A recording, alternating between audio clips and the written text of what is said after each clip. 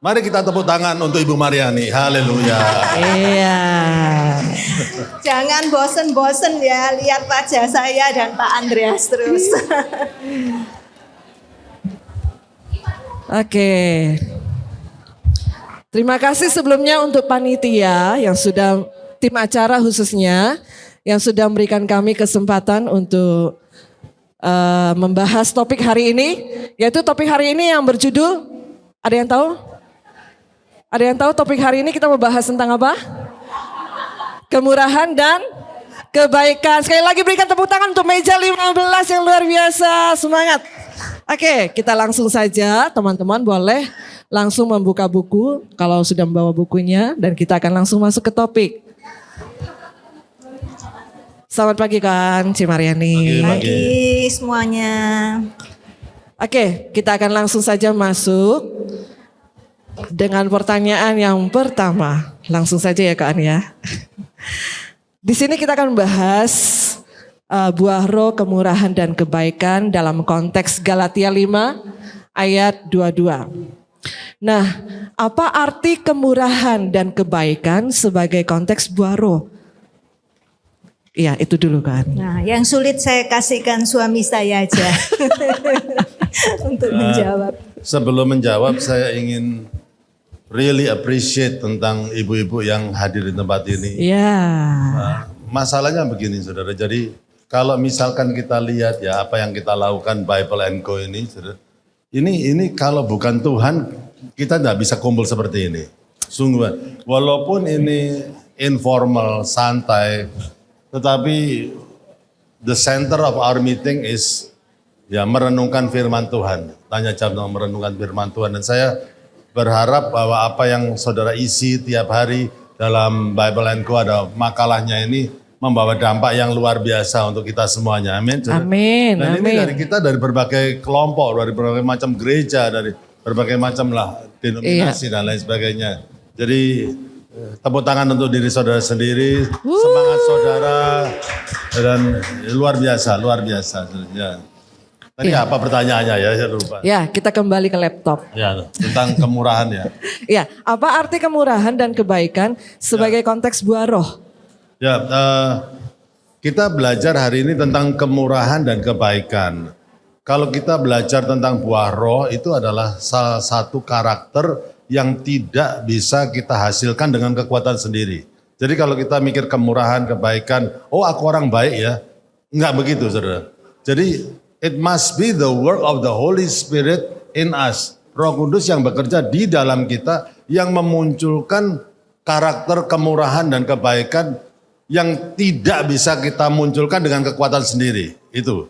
Jadi kita harus tahu. Jadi bukan kemurahan dan kebaikan manusia, tapi Tuhan, kebaikan Tuhan dan kemurahan Tuhan yang menjadi karakter kita. Itu nomor satu ya.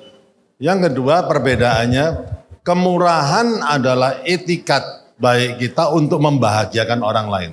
Jadi kemurahan itu adalah keinginan kita untuk membahagiakan orang lain. Sedangkan kebaikan itu tindakan kita. Jadi bukan hanya etikat kita, tapi tindakan kita untuk membahagiakan orang lain. Itulah sebabnya tidak bisa dipisahkan antara kemurahan dan kebaikan. Karena intensinya, etikatnya itu, kemurahannya, perwujudan daripada kemurahan itu dan tindakan itu yang disebut kebaikan. Oke. Itu penjelasan dari Koan tentang apa itu kemurahan dan kebaikan dalam konteks buah roh. Kemudian juga dijelaskan apa itu perbedaannya. Nah sekarang kita mau bertanya, kira-kira contoh-contoh sederhana gitu Koan, kemurahan dan kebaikan dalam kehidupan sehari-hari, contohnya gimana? Nah, Ya Cimar. menunjukkan kemurahan dan kebaikan itu tidak selalu harus mengeluarkan biaya. Sebetulnya murah, bahkan seringkali tanpa biaya. Nah, apa itu? Kita senyum aja. Orang itu merasa diberkati dengan senyum kita. Ya, kita menyapa, itu mereka sangat senang ya. Pagi hari kalau saya jalan di kompleks keliling saya itu, saya sering ketemu tukang sapu atau sopir dari tetangga. Apa yang bisa saya lakukan? Saya cuma senyum kepada mereka, saya mengucapkan selamat pagi. Gitu aja mereka senang. Saya tidak mengenal mereka, tapi saya hanya sapa mereka selamat pagi, itu aja mereka sudah happy. Jadi setiap kali saya lewat, sebelum saya sempat mengucapkan selamat pagi, mereka kadang yang menyapa duluan. Nah, itu hal-hal sederhana yang bisa kita lakukan. Biayanya tidak mahal, ya. Itu bisa kita lakukan. Nah, suami saya ini orang yang paling baik sedunia. Setuju? Siapa setuju? Tepuk tangan. Nah, Pak Andreas ini orangnya itu luar biasa, saudara. Dalam menunjukkan kebaikan tuh kepada siapapun. Jadi tukang parkir itu hafal sama Pak Andreas. Dan Pak Andreas itu ngafalin namanya tukang parkir loh. Waitress, saudara kalau Kebon Ami semua tahu ini Pak Andreas. Tukang parkirnya juga tahu. Ke apotek juga tahu. Semua. Kenapa? Disapa. Ya, kadang-kadang dibeliin roti. Gitu, senang tukang parkirnya. Jadi kalau Pak Andreas datang langsung disiapkan tempat parkir. Sini bos. Spesial ya sih. Nah, sebetulnya sederhana. Itu yang bisa kita lakukan. Mengingat mereka, mengingat nama seseorang, menyapa, memberi senyuman. Itu orang sudah happy Paul. Ya, itu. Ya, saya pernah ngomong sama Mariani, uang 1M itu seberapa besar ya? Gitu. Bisa enggak kita punya 1M? Mariani bilang itu, enggak mungkin. Loh kenapa enggak mungkin? Karena kamu kebaikan sama orang, mau bagi-bagi no semua. Belum 1M dibagi-bagi. Suami saya ini baik sekali. Ya, mau ngomong apa tadi ya? Lupa. Ya udah, terus aja ya. Terus berarti enggak pelit juga. Itu termasuk kemurahan ya Kak An ya? Apa? Tidak pelit. Termasuk kemurahan. Iya. Oke. Berhikmat gini loh saudara ya. Kita perlu punya boundaries itu. Kita punya keluarga. Kalau kita nolong orang dan gini. Kita keluarga itu kayak kapal ya kan. Kita nolong orang tapi kapal kita tenggelam ya tidak baik. Ngerti gak saudara? Jadi saudara tidak akan bisa menolong orang lain kalau saudara kapalnya tenggelam. Jadi dalam financial policy, kita menolong orang itu baik, tapi jangan sampai keuangan keluarga itu akhirnya anak kita tidak bisa sekolah gara-gara kita terlalu banyak nolongi orang. Ya itu tidak baik juga. Jadi itu ada some boundaries itu berhikmat, bukan berarti kita nggak murah hati, tapi kita murah hati sambil kita berhikmat. Itu ya. Oke. Pertanyaan yang selanjutnya. Dalam konteks Efesus 2, 8-10 yang bunyinya demikian. Sebab kasih karunia kamu diselamatkan oleh iman itu bukan hasil usahamu tetapi pemberian Allah. Itu bukan hasil pekerjaanmu, jangan ada orang megahkan diri. Karena kita ini buatan Allah diciptakan dalam Kristus Yesus untuk melakukan pekerjaan baik yang dipersiapkan Allah sebelumnya. Ia mau supaya kita hidup di dalamnya. Nah pertanyaannya ini Koan. Apakah setiap manusia diyakini diciptakan untuk berbuat baik. Meskipun dalam kenyataannya tidak semua mencerminkannya. Misalnya ada orang yang jahatnya itu gak ketolong gitu loh. Suka mukul dan lain sebagainya. Nah apakah diyakini juga kalau mereka diciptakan untuk berbuat baik gitu. Iya. Pertanyaannya sulit-sulit loh ini saudara. Saya tahu ini arahan dari siapa yang saya tahu. Yang sulit-sulit ini arahan dari siapa itu. Saya tahu. Nah, Tuhan mengatakan setiap kita diciptakan untuk berbuat baik. Itu rencana. Tapi dalam kenyataannya tidak semua orang atau setiap wanita itu baik. Kan gitu saudara. Ya. Karena apa? Tentunya karena dosa. Dosa masuk dalam kehidupan kita itu. Tetapi pada waktu kita percaya sama Tuhan Yesus, kita dikasih hati yang baru. Dari situlah terjadi proses penyempurnaan karakter kita. Ya, itulah sebabnya ada nama buah roh, itu ada Roh Kudus bekerja di dalam kita setelah kita terima Tuhan Yesus, bekerja untuk memunculkan hal-hal yang baik. Belum sempurna, tidak masalah. Kita belum sempurna itu tidak masalah, asal mau disempurnakan. Orang belum sempurna, tidak mau disempurnakan, masa depan suram. Ya itu, jadi diciptakan untuk berbuat baik. Itu yang pertama kali, tetapi memang kadang-kadang kita lalai untuk apa kita diciptakan. Ya, kita menjalani kehidupan kita dengan egois dan lain sebagainya. Ya, jadi HP ini diciptakan untuk apa? Alat komunikasi. Ya, tapi HP ini bisa kita gunakan untuk apa saja. Kalau saya pusing biasanya saya gini loh saudara. Loh cobaan enak loh saudara. Sungguhan, waduh rasanya gini, waduh rasanya enak gitu. Gitu. Jadi tapi bukan untuk itu HP itu diciptakan. Ya kan, jadi bukan untuk, memang loh itu dicoba kan. Enak enggak? Enak ya, enak kan? Sungguhan. Lah gitu, enak. Seperti kalau saya pusing ya begitu saudara. Tapi itu is not that purpose, gitu. Not for that purpose. HP itu diciptakan untuk alat komunikasi. Jadi kita ini diciptakan untuk berbuat baik. Itu dengan pengertian begini, saudara, di dalam Alkitab. Saudara tidak pernah menyangka berapa banyak orang yang bisa saudara berkati melalui kehidupanmu. Jadi Tuhan itu ingin memunculkan kebaikan sehingga banyak orang di sekitar saudara itu merasa sangat diberkati dekat dengan saudara. Itu yang luar biasa. Itulah sebabnya dalam firman Tuhan mengatakan hendaklah kebaikan hatimu diketahui semua orang supaya mereka memuliakan Bapamu yang di surga. Itu ya saudara. Kebaikan itu luar biasa saudara. Dan itu bisa kita munculkan dalam kehidupan kita. Dan kalau itu terjadi, itu powerful sekali. Ya, jadi itu yang satu kali saya bertemu dengan seorang pendeta yang bernama Ben Wong.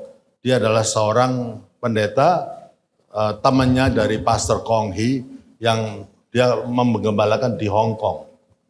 Caranya begini, dia kirim orang-orang jemaat di gerejanya ya untuk pergi ke daerah yang agak kumuh dan jemaatnya itu dengan sukarela membersihkan daerah itu.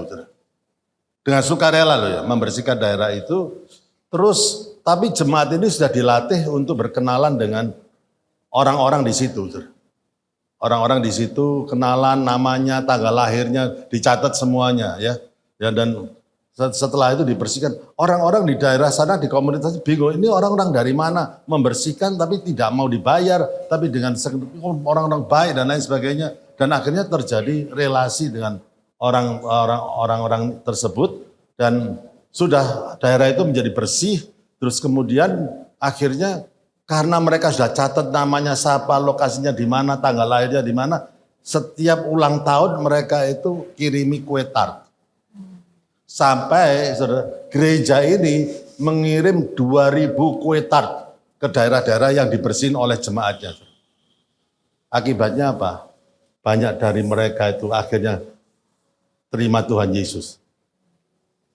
Bukan dengan omongan kita ngomong, tapi mereka tahu bahwa ini orang Kristen, mereka tunjukkan kebaikan dan tanpa ngomong banyak, mereka terima Tuhan Yesus. Karena begitu orang itu tersentuh dengan kebaikan, bukan kebaikan manusia, tapi seperti kebaikan Tuhan yang dimunculkan dalam kehidupan kita, it makes all the difference. Itu yang luar biasa dari kebaikan itu. Ya. Iya, terima kasih Tuhan. Nah, berarti kalau kebaikan itu sebenarnya juga dapat dilakukan oleh siapa saja, di mana saja, dan kapan saja, ya kan ya, selama itu berrelasi dengan manusia. Oke, nah sekarang kita mau bertanya tentang bagaimana kita mengimplementasikan atau menerapkan kebaikan atau kemurahan di dalam kehidupan kita sehari-hari. Nah, kalau menurut Koan atau Cik Mariani, sebaiknya itu kita memulai menerapkan sikap kebaikannya itu dimulai dari mana dulu? Dimulai dari, yang pasti tidak mulai dari mall ya Cik ya. Ya dimulai dari mana dulu untuk yang terbaik gitu. Ya, setiap hari kan kita ini di rumah ya, ada yang enggak pulang rumah. Kita kan di rumah, itu yang paling sederhana. Kita tiap hari berinteraksi dengan suami, dengan anak-anak, dengan pembantu. Ya, kita bisa menunjukkan kebaikan di rumah ya, dengan keluarga kita ataupun dengan pembantu kita. Gitu. Karena mereka adalah orang yang paling sering kita temui ya. Pagi, paling enggak pagi, malam, pagi mau berangkat beraktivitas ataupun malam kita pulang rumah, itu kita menemui mereka. Jadi kita perlu menunjukkan sikap baik kepada mereka. sikap baik itu bukan berarti kita membiarkan anak-anak terus berlaku seenaknya, ya. Dengan kita menunjukkan kebaikan bukan berarti kita mengiyakan semua permintaan mereka, menuruti semua keinginan mereka. Beda ya. Menunjukkan kebaikan kepada anak-anak justru kita juga menasihati, menegur. Itu juga menunjukkan sikap kita, sikap kebaikan yang kita tunjukkan kepada anak-anak. Menerima mereka apa adanya, mengasihi mereka, itu juga termasuk sikap kita dalam menunjukkan kebaikan di dalam rumah. Itu. Oke. Ya. Seandainya kalau ada suami yang tidak bisa bekerja sama, bagaimana dengan sikap kebaikan harus kita lakukan? Ya kan? Ya, mungkin beda pendapat itu bisa ada ya, ketidaksepahaman antara suami istri itu bisa ada. Tapi bagaimana kita tetap menghargai pendapat suami ya. Beda bukan berarti terus suami kita itu nggak benar ya. Kita, coba kita berpikir lagi. Mungkin pendapatnya suami itu juga ada benarnya gitu. Tapi kalau pendapat suami memangnya salah, ya kita perlu mendoakan ya. Jangan menggurui karena pria nggak suka kalau dikritik, nggak suka kalau dikritik. Tapi ya. biasanya pendapat Kun kan benar toh. Iya toh. Ya kamu selalu benar. biar aman. Ya biasanya begitu. Jadi kita paling nggak kita kalau beda pendapat, tidak setuju, ada tidak kesesuaian pendapat ya, kita bawa aja dalam doa. Tuhan yang sanggup untuk merubah hati seseorang, itu entah mengubah hati kita atau mengubah hati pasangan kita. Berbuat baik itu kita tunjukkan pada lingkaran yang paling dalam dulu. Ya, lingkaran yang paling dekat dengan kita dulu, itu penting. Karena kalau kita tunjukkan perbuatan baik kita kepada orang-orang di luar, tanpa kita menunjukkan kebaikan kepada orang-orang yang di sekitar kita, maka orang-orang yang di sekitar kita bisa menilai kita itu munafik. Betul nggak ya? Jadi inner circle kita yaitu keluarga. Keluarga harus merasakan kebaikan kita. Yang kedua, firman Tuhan mengatakan berbuat baik terutama kepada saudara seiman. Bukan berarti orang lain tidak penting, tapi ada circle yang lebih luas lagi kepada saudara seiman. Kita berbuat baik, bakti sosial kepada orang-orang yang di luar sana dan sebagainya. Sedangkan misalkan ada orang yang tidak berkecukupan di lingkungan gereja sendiri, tidak kita perhatikan, nanti kita akan tidak seimbang. Betul nggak? Jadi the inner circle, kemudian circle yang lebih luas lagi, sampai circle yang lebih luas lagi. Makanya jadi terang itu dari rumah, dikatakan firman Tuhan mengatakan, orang tidak meletakkan terang itu di bawah gantang atau di baskom sana, tapi ditaruh di kaki Dian untuk menerangi orang yang serumah itu.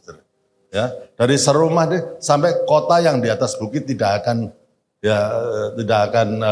kota yang akan kelihatan gitu. Jadi dari rumah sampai komunitas sampai ke lingkungan yang lebih besar kita tindakan itu. Nah, seperti yang istri saya katakan itu, saya ingat sekarang itu tentang menebar kebaikan itu oleh hal yang sederhana aja. Saya pernah lihat ada satu training ya di Amerika untuk satu surfing, orang-orang yang dalam surfing, bahkan operator-operator telepon yang menerima telepon yang bertugas sebagai operator, bahwa menebar senyuman itu sangat penting. Walaupun kalau saudara operator telepon, itu trainingnya begitu. Walaupun saudara operator telepon, kalau saudara menerima telepon dengan senyuman, maka warna saudara itu akan menjadi warna saudara itu sifatnya menyegarkan. Warna suaranya itu menyegarkan dan positif. Tidak terkesan judging. Tetapi coba saudara ngomong sambil cemberut. Maka nuansa daripada suara itu akan beda dengan pada waktu saudara ngomong sambil senyum. Nah, banyak orang, saudara ya, akhirnya sulit untuk berkomunikasi karena ya cara menyampaikan message-nya itu sudah kamu itu enggak peka, aku ini ya kepingin gini kamu. Lah sudah gitu ya sudah komunikasi hancur terus. Itu, ya kan? Jadi itu kalau kita berkomunikasi kepada orang ya memang lah tidak gampang. Ada suami yang semaunya sendiri itu. Ya, tapi bagaimana how you can communicate itu bisa membuat satu perubahan sikap yang berbeda itu ya. Ya. Iya. Itu penerapan kebaikan yang bisa kita lakukan di rumah. Kemudian kalau dengan bersikap baik di tempat kerja atau lingkungan kerja, Koan. Kita tahu kalau lingkungan kerja kan tidak semuanya mulus gitu ya. Pasti ada kesulitan-kesulitan.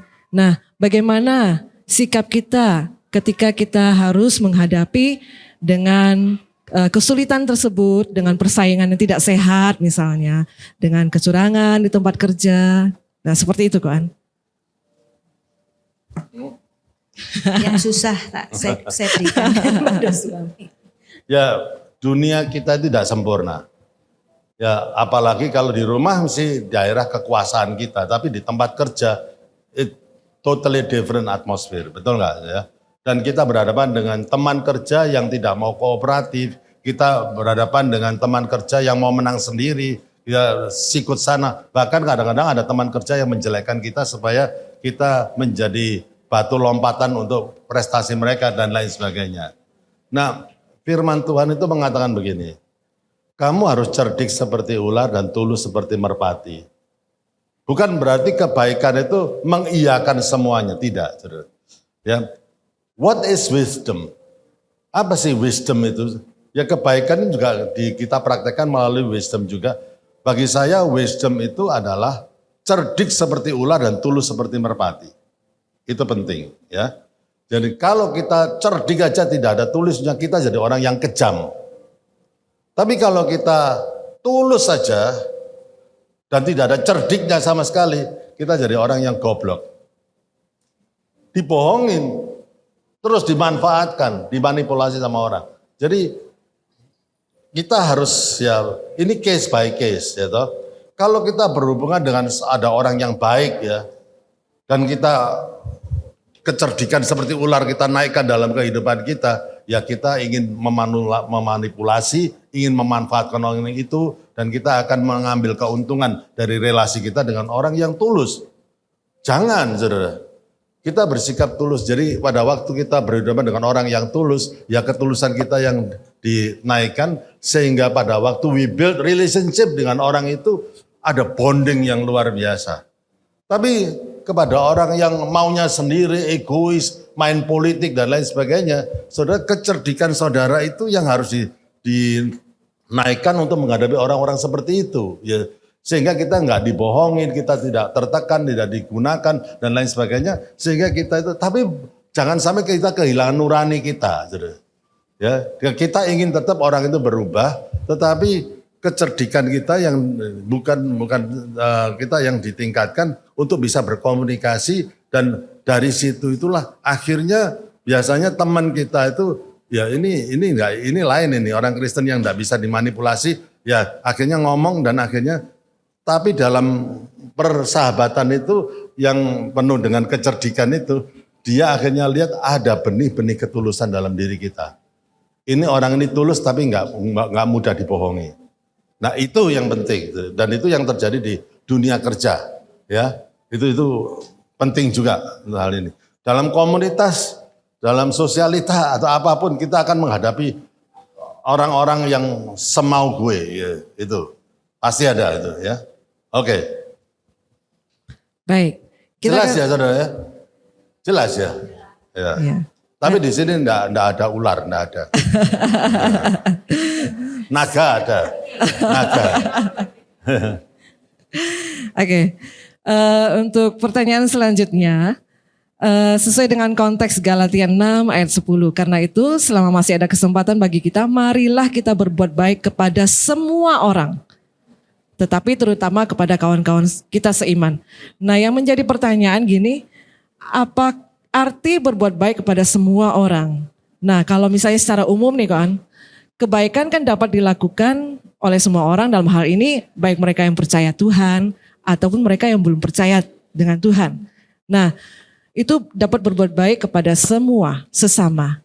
Nah, apa yang membedakan kira-kira kebaikan yang dilakukan oleh orang yang percaya pada Tuhan dan orang yang belum percaya pada Tuhan, orang Kristen atau non-Kristen? Nah, pertanyaan itu, kira-kira apa yang membedakan Tuhan, Koan? Perbuatan baik dilakukan oleh orang yang percaya pada Tuhan dan orang yang belum percaya pada Tuhan. Karena secara umum kelihatannya sama gitu. Kalau menurut saya kebaikan itu dikatakan kepada semua orang, terutama kepada saudara seiman. Ya, kepada saudara seiman adalah orang-orang yang percaya Tuhan kan. Jadi biasanya tidak semua orang yang seiman itu tidak punya masalah. Banyak di antara mereka yang punya masalah. Nah, berbuat baik kepada saudara seiman itu jangan hanya berbuat baik saja, tetapi berbuat baik yang sifatnya mendidik, itu penting. Ya. Bukan hanya, katanya bukan hanya kasih ikan, tapi kasih kail. Jadi there is an education di balik perbuatan baik kita. Dan tujuannya apa untuk saudara seiman? Sehingga dia bisa menata hidupnya lebih baik. Ya, dengan hikmat yang daripada Tuhan. Itu salah satu tujuannya supaya teman kita itu tidak tergantung dengan yang lain, bisa survive, bisa menata hidupnya dengan sebaik mungkin, dan akhirnya kalau dia diberkati bisa menolong orang lain, kan gitu kan? Ya. Tapi berbuat baik kepada orang yang di luar sana, kita berbuat kepada semua orang. Nah, salah satunya ya memang ada banyak reason, tapi salah satunya itu berbuat kepada semua orang itu salah satu jembatan supaya mereka itu mengenal Tuhan yang kita sembah. Itu beda jadi itu salah satunya itu. Jadi supaya pada waktu mereka mengenal Tuhan, Tuhan akhirnya menjadi Tuhan mereka juga, dan mereka akhirnya bisa mendapatkan hikmat daripada Tuhan untuk menata kehidupan mereka dengan baik. Itu salah satu hal yang sangat penting sekali ya. Jadi ada pepatah yang mengatakan the life of the messenger has to become the message itself. Jadi kehidupan pemberita Injil itu harus menjadi, kehidupannya itu harus menjadi berita Injil itu sendiri. Tanpa ngomong itu, jadi kelihatan daripada keperbuatan baiknya, itu sudah mencerminkan satu berita Injil itu sendiri. Saya kira itu ya. Ya, Cimariani silakan. Boleh saya tambahkan ya, kebaikan itu menular loh saudara. Jadi kalau kita berbuat baik kepada seseorang dan orang itu jadi happy, dan dia akhirnya akan meneruskan kebaikan itu kepada orang lain. Misalkan ini ya, pagi-pagi ibu-ibu ada yang buru-buru ini mau ke kantor misalnya ya, atau mau antar anak sekolah naik Grab. Ibu-ibu menunjukkan kebaikan kepada sopir Grab, mungkin kasih tip lebih, mungkin memuji ya, memuji itu juga suatu kebaikan. Wah, bapak ini luar biasa rajin ya, pagi-pagi sudah nge-Grab gitu ya, sudah setir Grab gitu. Nah, kalau kita menunjukkan kebaikan kepada sopir Grab ya, salah satunya itu nanti sopir Grab itu akan happy kan. Akibatnya waktu dia nanti bawa penumpang lain ya, dia juga akan melayani penumpangnya itu dengan sangat baik. Misalkan ini dia membawa penumpang seorang guru, ya, dia menunjukkan kebaikan kepada guru itu. Wah, ibu mau kemana bu? Oh, saya mau ngajar pak. Wah, ya bu, sibuk ya bu. Dengan berkomunikasi dengan baik sopir Grab tadi kepada guru, membuat guru tersebut berangkat ke sekolah dengan senang. Dia happy, waduh, aku mendapatkan sopir yang baik ini ya, ramah banget dia. Akibatnya nanti di sekolah guru ini akan menjadi berkat juga. Menunjukkan kebaikan lagi kepada murid-muridnya yang berapa orang itu. Misalnya murid-muridnya ada 30 orang ya, nular. Dia sudah mendapat kebaikan dari sopir Grab.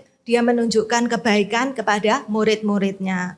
Andai kata ibu ini mendapat sopir Grab yang ngebut-kebutan, ya, nggak baik, sikapnya nggak baik gitu. Terus pasti bu guru ini juga jengkel. Sampai sekolah dia bisa nggak seneng hati, bisa cemberut. Murid tanya apa, dia langsung ngomongnya nggak enak. Jadi menular. Karena itu mari kita menunjukkan kebaikan kepada semua orang. Karena itu akan menular. Nah itu. Amin, amin. Setiap kali kalau Mariani pulang hari Rabu dan dia tertawa, artinya selama Bible and Co dia dekat Baik-baik. dengan ibu-ibu yang baik. Amin. Ya, kita mau coba praktek dulu ya. Ayo di grupnya kita di satu meja dengan kita, katakan nih kamu luar biasa, kamu baik. Kasih senyum yang terbaik.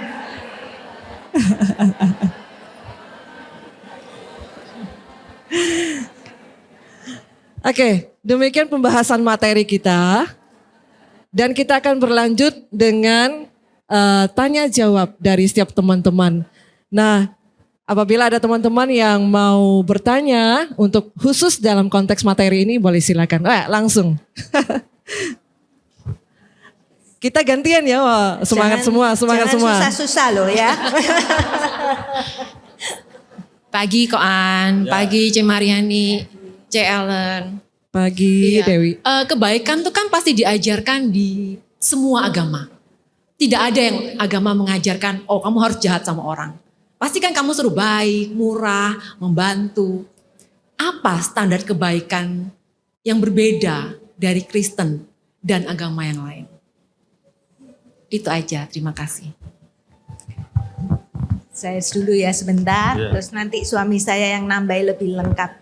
Kalau kita, karena kita ini sudah menerima kebaikan ya, keselamatan dari Tuhan ya, sebagai bentuk rasa syukur kita itu kita menunjukkan kebaikan yang Tuhan sudah berikan kepada kita salurkan kepada orang lain ya, sebagai rasa syukur kita kepada Tuhan. Itu bedanya. Kalau orang lain mungkin bisa menunjukkan kebaikan juga ada maksud tersembunyi ya, ada udang di balik batu atau di balik rempeyek mungkin ya. Saya senang dengan pertanyaannya, tapi saya juga tidak senang dengan pertanyaannya. Saya senang karena banyak yang tanya, tapi pertanyaannya sulit. Ini Dewi ini selalu membuat pendetanya kesulitan. Ya. Oke, kalau enggak Dewi ya Caroline. Caroline. Ya, tapi artinya kritis lah. Di dalam Alkitab itu ada 3 macam kasih. Satu kasih agape, yang kedua kasih filia, dan ketiga kasih yang eros. Tiga ini beda. Kasih eros adalah kasih secara fisikal, ya, jasmani, ya, affection itu. Kasih yang kedua filio atau filia itu adalah kasih persahabatan, ya. Tetapi kasih agape adalah kasih Tuhan itu kasih agape, kasih yang menunjukkan kebaikan tanpa mengharapkan imbalan. Itu. Dan sebagai orang Kristen, makanya ini memang kita bisa menunjukkan kebaikan. Ada yang orang berkekurangan, kita kasih sembako. Itu cuman itu eros yang fisikal ya.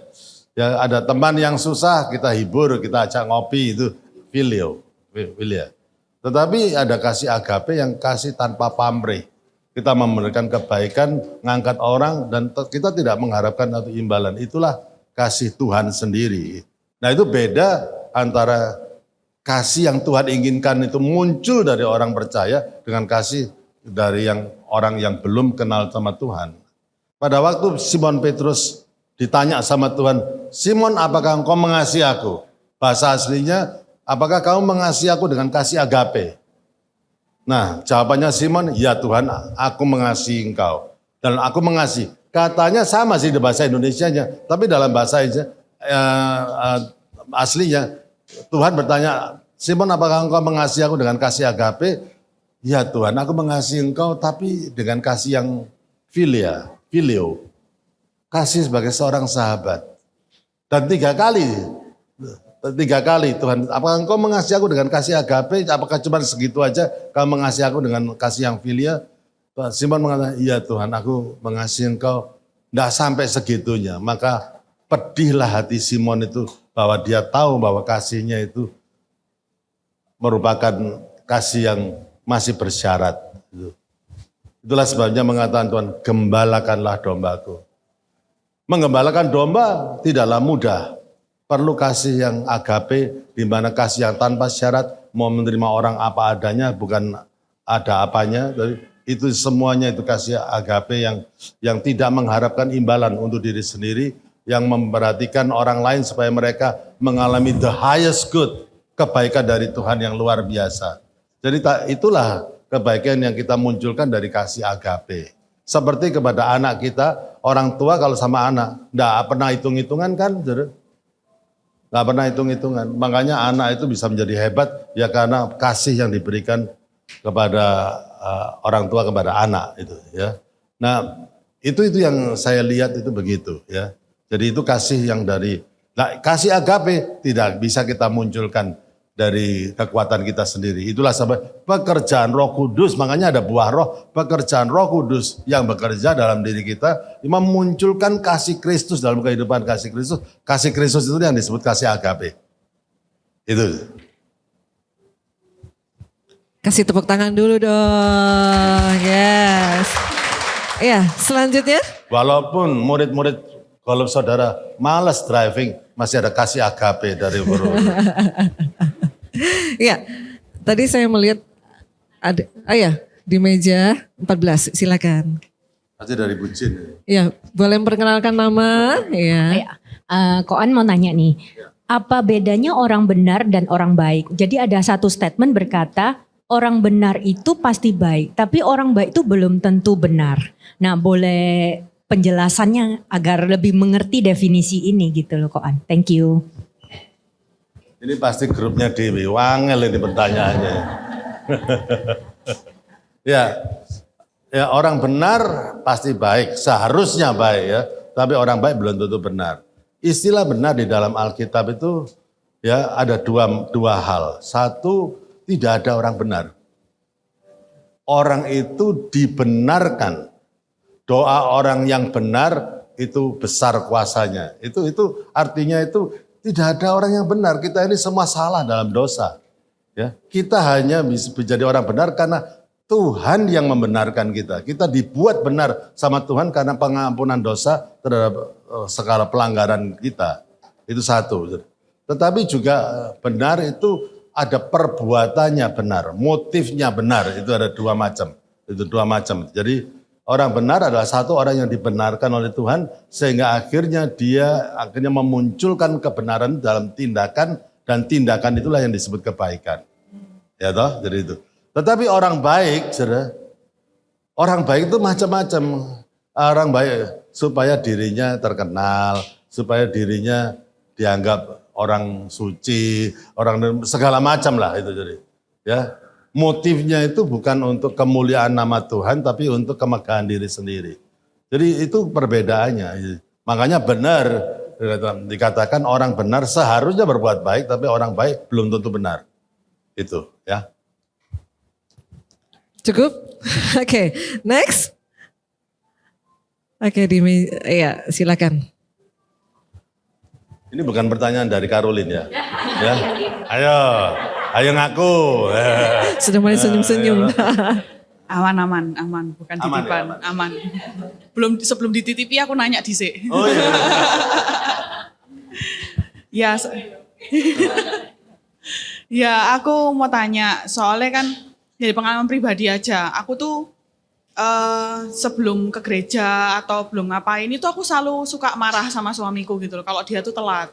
Karena prioritasnya dia itu adalah bekerja. Jadi dia tuh sukanya kerja, jadi aku tuh kayak mungkin sebelum itu aku kayak dilatih Tuhan untuk berbuat baik. Aku mikir, oh ya udah aku harus berbuat baik, aku harus sabar. Jadi aku merubah sikapku terlebih dahulu. Terus beberapa hari yang lalu tuh dia bilang, kan ada mertua tuh marah-marah gitu loh. Terus aku tuh kayak kesulut gitu loh. Terus aku kayak bilang, mamamu marah-marah sama aku bilang gitu. Tapi ya memang suka ngomel lah gitu loh. Terus dia tuh bisa bilang kayak gini, udahlah yang penting kita itu gak apa-apa, kita tuh sudah baik loh. Terus aku bilang, loh kamu kok bisa bilang gitu? Ya kita ini sudah damai loh, kita tuh punya rumah tangga itu udah baik, udah kita gak pernah bertengkar lagi. Terus aku bilang, kamu kerasa tak aku gak pernah marah-marah lagi? Iya kamu gereja gak pernah marah. Jadi dia tuh udah kerasa kebaikanku gitu loh. Terus aku tuh merasa sukacita, tapi waktu itu aku ingat lagi, loh tapi doaku kok belum dijawab ya. Jadi soalnya aku berekspektasi ketika aku berbuat baik, dia sadar, prioritasnya dia tuh berubah menjadi keluarga gitu loh. Nah, bagaimana dalam situasi aku berbuat baik ini tapi dia masih belum berubah, itu bagaimana kita tuh bertahannya gitu loh dalam melakukan kebaikan itu gitu. Apa alasan kita untuk tetap berbuat baik gitu? Yang susah-susah kan ya. Kamu diajari Caroline sama Dewi ya. Pertanyaannya kok sulit-sulit ini. Oke. Saya ngerti itu. Saudara gini ya, berbuat baik is one thing. Gitu. Berbuat baik itu kita harus, itu panggilan kita. Kita diciptakan berbuat baik. Tetapi dalam perbuatan baik itu harus ada ekspektasinya. Ya, harus ada education-nya, jadi macam-macam. Jadi berbuat baik kita kepada anak supaya anak itu bisa bertumbuh dewasa dan tahu kebenaran, dan berbuat baik kepada anak belum tentu menuruti anak tersebut, ya kan? Jadi, tapi kalau kita say no kepada anak bukan ya itu kita bisa berbuat baik. Ngerti enggak? Saya pernah konseling sama satu ya, anak yang hebat. Waduh. Olahraga main tenisnya hebat sampai menang-menang itu, terus mendadak sampai ke puncak itu kemudian prestasinya menurun. Sama orang tuanya anak itu dibawa kepada saya dan kemudian ngomong, akhirnya saya tahu kenapa kok bisa prestasinya menurun. Kita support anak, kita tunjukkan support anak dalam perbuatan baik kita. Support itu membuat anak itu langsung prestasinya menonjol sampai level tertentu. Orang tuanya itu mengubah support itu menjadi tuntutan lain. Jadi, Papa sudah habis banyak loh ya, kamu harus menang loh pertandingan. Begitu support menjadi tuntutan, langsung habis. Saya ngomong sama papanya, habis, aku sekarang tahu maksudmu. Karena kamu mengubah perbuatan baikmu dalam bentuk support menjadi satu tuntutan. Itu akhirnya menghancurkan anak tersebut, ya toh. Jadi itu, nah berbuat baik di sini itu bukan berarti kita tidak mengembangkan komunikasinya. Banyak orang berbuat baik, tapi suamiku kok enggak berubah ya. Aku berbuat baik tapi anakku kok enggak berubah ya. Karena apa? You don't build communication dengan orang yang engkau sudah berbuat baik. Ya berbuat baik itu hanya jembatannya gitu saudara. Ya, dan tapi you have to build communication. Dengan komunikasi itu, lain saudara. Saya pernah pulang ke rumah itu dengan, pusing. Saudara tahu banyak masalah di gereja. Waduh, saya pusing. Saya pulang ke rumah itu disambut istri saya. Kenapa? Pusing. Kepalaku ini penuh. Rasanya capek gitu. Terus dia ngomong gini. Aku memang memilih lebih baik suami yang pikirannya penuh daripada suami yang pikirannya kosong. Dia ngomong kayak gitu. Itu yang tadinya capek jadi saya ketawa dan it clears everything. Jadi berbuat baik itu dengan satu kreativitas untuk bisa mengkomunikasikan sesuatu yang itu yang mengubah orang lain gitu. Mengeduket orang lain gitu. Ya, terus mungkin kita juga ngomong jangan begitu sayang gitu. Dan kepada suami kita jangan begitu. Kamu enggak boleh begitu, marah begitu. Sudahlah kita doakan saja. Nanti kan berkatnya kamu akan lebih diberkati daripada itu perbuatan. Kita akan didengarkan karena perbuatan baik kita, tapi we educate our husband juga gitu loh, ya. Educate itu bukan berarti mengkuliahi loh Saudara ya. Ya, bukan berarti mengkuliahi, tapi communication is one of the most important things. Kalau itu. Bukan mengomeli ya. Ya. Contoh lah. Ya. Tapi ini terus setiap malam. Ya. Misalnya itu suami workaholic ya. Jangan kita bilang kamu ini kerja terus. Tidak ada waktu untuk anak, tidak ada waktu untuk istri. Wah, bisa perang dunia. Tapi kita komunikasikan. Cari cara untuk berkomunikasi itu tidak gampang ya. Jadi kita harus mikir ini ngomongnya yang enak itu bagaimana ya. Misalkan kita tetapkan aja, ayo kita pergi keluar sama-sama yuk. Sayang kita keluar sama-sama, kita makan sama anak-anak gitu. Kita langsung aja tetapkan kita mau apa, ayo kita pergi liburan gitu. kita usulkan kepada suami, tapi jangan ditodeng ya, dia nggak suka kalau ditodeng, kamu ini kok suami seperti ini, nggak suka ya. Tapi kita komunikasikan, kita kepingin apa, kita kepingin jalan-jalan, kita kepingin makan keluar, kita komunikasikan dengan baik gitu. Ya, jadi perbuatan baik itu hanya jembatannya, ya toh. Tetapi dalam jembatan itu kita harus ekspor hal-hal yang lain. Ada pendidikannya, ada perhatiannya, ada pengorbanannya, ada komunikasinya gitu. Itu yang membuat segala sesuatu, ya kayak ladang itu ya. Kita perbuatan baik itu hanya membersihkan tanah itu dari semua onak duri, tetapi kita harus menanami. Kita mau apa gitu. Jadi apa yang kita tabur itu yang kita tuai gitu ya. Ya. Ya. Mungkin ada pertanyaan lagi, teman-teman boleh, ya silakan. Pagi Koan, Cimeri, pagi. Ya, oke. Agak panjang ya, soalnya ini nanyanya kebaikan tentang keuangan. Urusan hutang kan agak repot ya. Apa? Hutang. Hutang. Ya. Kalau kita berhadapan dengan orang yang tidak kenal Tuhan, ketika dia mau pinjam uang lah, hutang. Kita sudah banyak belajar ya untuk cerdik seperti ular, baik seperti merpati ya. Kita belajar, kita memberikan ya standar yang kita bisa kasih. Ya kan, itu udah kayak, udahlah kalau mau balik syukur, kalau enggak ya sudah. Tapi ketika kita berhadapan dengan orang yang sudah kenal Tuhan, standar saya gugur. Karena saya ingat firman Tuhan, jangan menahan kebaikan yang bisa kamu beri. Dan jadinya saya kasih, tetap saya bilang, kamu balikin ya. Ya, tapi apa yang terjadi? Tetap aja bablas. Masalahnya di saya, ini mau saya tagih apa enggak? Itu yang jadi dilema, dalam arti gini, kalau saya tidak tagih, ini tidak mendidik dia. Tapi kalau saya tagih, firman itu datang lagi. Gimana itu Koan? Tagih. Untuk mendidik ya? Iya, tagih. Oke. Karena pinjam jadi tagih. Kalau memberi tidak ditagih. Gitu loh. Kalau namanya pinjam itu tagih. Ya, bukan berarti kita menahan kebaikan, bukan. Tapi kalau sikapnya pinjam harus dikembalikan. Itu begitu, ya. Kalau tidak dikembalikan itu bukan sahabat yang baik. Gitu, ya harus ditagih gitu. Firman itu gugur dong ya, satu itu. Ya, jadi bukan gugur tapi konteksnya berbeda. Gitu. Jadi kalau misalkan saya selalu menganjurkan kalau ada orang pinjam uang dan ini very sensitive issue. Yang pertama kali you have to be able to say no without feeling guilty. Itu penting. Karena banyak orang akhirnya terjebak dengan hal yang demikian karena nggak berani say no.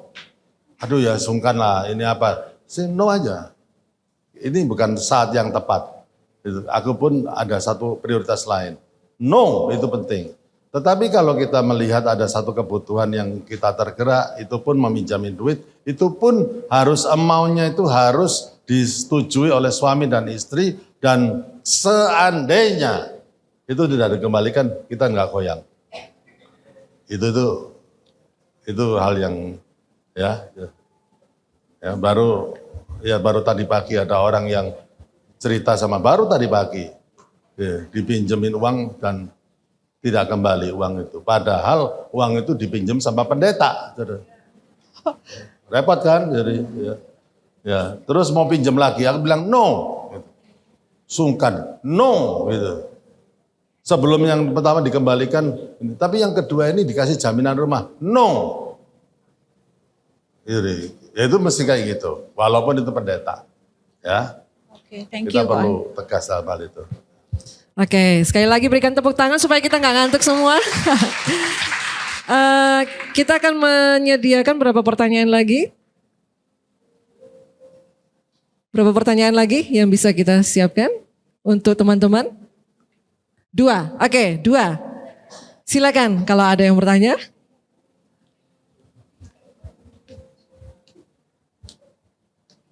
Kelihatannya semua baik-baik ini kawan. Ya silakan. Siang, Koan. Kebetulan kok temanya pas berbuat baik. Barusan dapat curhatan ya. Kalau dia ini sering dapat verbal abuse, terus sering nggak dihargai, sering terlontar kata-kata, kamu tuh beruntung loh, tak nikahin aku. Kalau nggak tak nikahin aku jadinya apa? Itu yang Pak Andreas bilang ke saya. Dan itu terjadinya kan berulang, nggak sekali dua kali. Terus di posisi dia yang seperti ini ya, kalau disuruh berbuat baik itu kan susah sekali. Sedangkan tadi Koan bilang harus berbuat baik, cerdik seperti ular, tulusnya seperti merpati.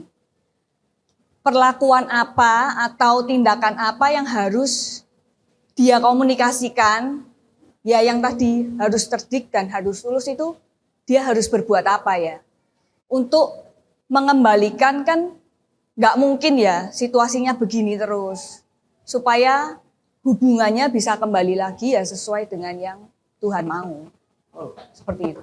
Very good question, very good question. Ya, verbal abuse itu dialami oleh siapa saja. Siapa saja. Nah, kadang-kadang saudara, kalau suami kadang-kadang physical abuse, ya bisa mukul, bisa apa. Tetapi kadang-kadang wanita senjatanya verbal abuse. Gitu. Kamu sih nggak peka, kamu sih waduh itu. Ya, tapi sama aja lah. Nah, setiap kita itu harus mempunyai daya tahan terhadap verbal abuse. Karena kita hidup di dunia yang tidak ramah. Ya, verbal abuse itu kita harus tolonglah kembangkan satu kehidupan di mana kita itu tidak mempan kepada verbal abuse. Karena kalau kebahagiaan kita itu terusik dengan verbal abuse, kita menjadi orang yang paling kasihan deh. Ya, harus bisa ya cuek dan aduh, tergantung orang mau ngomong apa. I'm secure in God's love. Ya, Tuhan sayang kok sama aku. Kamu ngomong aku ini jelek, Tuhan ngomong aku ini baik kok. Itu penting. Gitu. Jadi bisa keluar dari segala macam abuse. Kalau kita nggak bisa keluar dari segala macam abuse daripada dunia ini, kita parah. Hidup kita tidak mungkin bahagia. Ya, jadi pada waktu kita mengalami verbal abuse, kita santai aja. Jadi, ya hadapkan, pokoknya orang lain ngomong apa, kita Tuhan ngomong apa. Gitu. Kamu goblok, Tuhan ngomong aku pinter kok, aku dikasih talenta gitu. Kamu itu enggak perhatian loh, aku perhatian kok. Jadi dan itu untuk Dalam hati. Dalam hati ya, jangan. Ya. Tetapi juga mengkomunikasikan perasaan kita itu bukanlah hal yang keliru. Nah, saya sama Mariani pernah sharing tentang the importance of communication. Orang Timur ini enggak berani ngomong aku. Di dalam komunikasi itu enggak berani ngomong aku, terutama istri. Enggak berani ngomong aku. Artinya gini, kalau kamu ngomong gitu, aku ini terluka loh. Nah, aku enggak seneng. Oh, coba gitu no aku. Nah itu, aku gitu. Jadi itu, it hurts me so much. Jadi kalau dia ngomong lagi, ya aku lagi. Jadi supaya tahu dia kalau omongannya begitu itu menyakitkan orang. Ya kan, jadi itu penting sekali itu. Kita seringkali menganggap suami kita kayak dukun. Kamu harus ngerti perasaanku. Kamu harus ini. Seharusnya kamu tahu toh perasaanku. Enggak ngerti dia perasaannya. Yang mungkin dia di raise up in the family yang kasar, bisa. Dan ngomong kayak gitu itu, waduh keluarganya memang culture-nya gitu, ngomongnya kasar gitu. Nah, itu educate itu.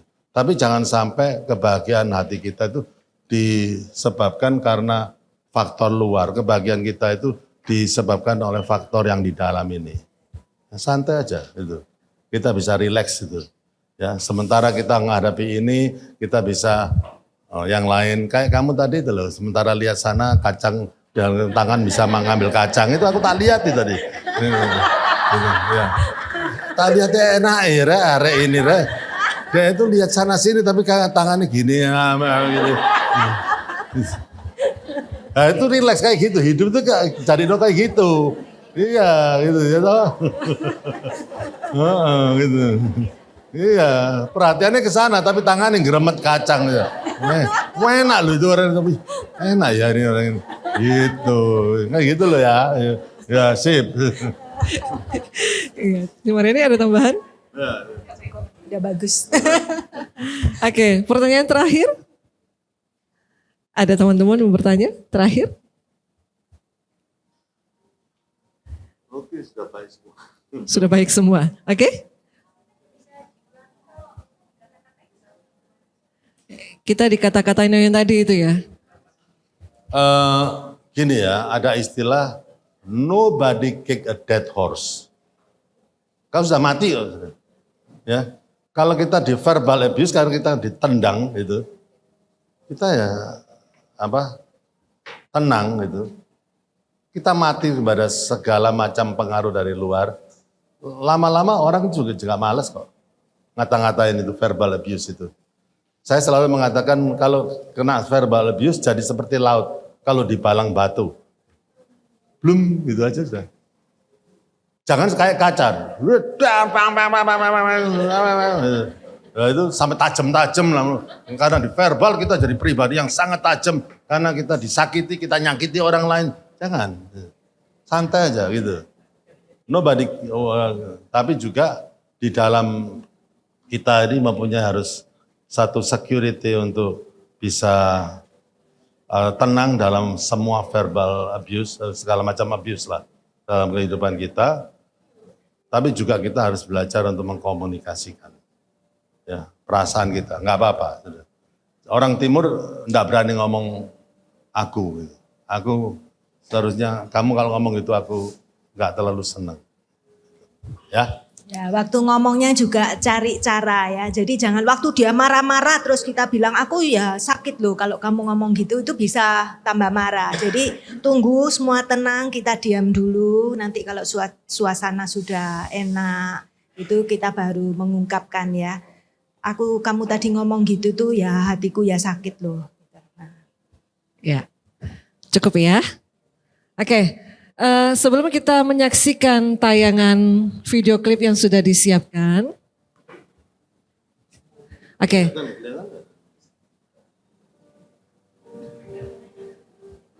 Ada 2 ya. Oke, sebelum kita menyaksikan video klip ini, mungkin Koan atau Cik Mariani ingin menyampaikan sedikit kesimpulan untuk topik kita hari ini.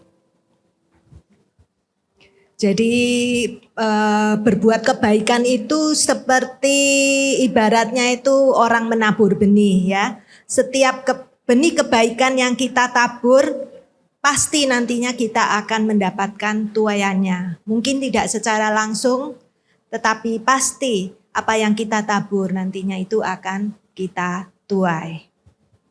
Kita berikan tepuk tangan yang terbaik buat Koan dan Cik Mariani. Thank you untuk pertanyaannya yang susah-susah. Saya tahu kok, ini dari mana tahu saya. Kira-kira. Iya. Silakan. Oke, God bless you ya. God bless you. Amen. Berkati.